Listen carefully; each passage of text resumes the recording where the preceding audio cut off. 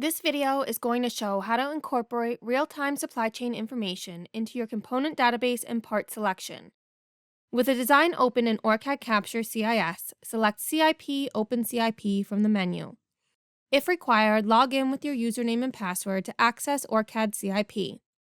Select Compliance from the menu. Under the search, ensure keyword is selected for the search type. For the search text, enter DC-DC 5 volts, 2 amps, and select Search. Review the return search results. Click the arrow next to Lifecycle to sort the components based on lifecycle stage.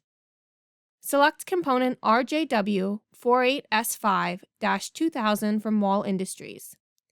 View additional supply chain information and device specifications for the component. A summary of the supply chain risk is displayed at the top of the page. This component has a high risk for multi-sourcing and inventory. To review additional components from the search results, select the Search Results tab. Review the additional results to determine the ideal component which meets the project and supply chain requirements. Select component EC2SBW-48S05N from Syncon Electronics. Review the component information. To add the component to the database, select the drop-down menu for Component View and choose ICs.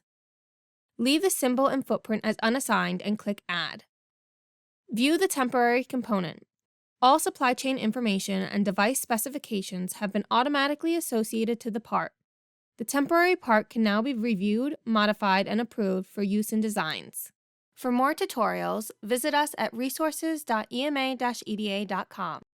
And don't forget to like and subscribe to our YouTube channel.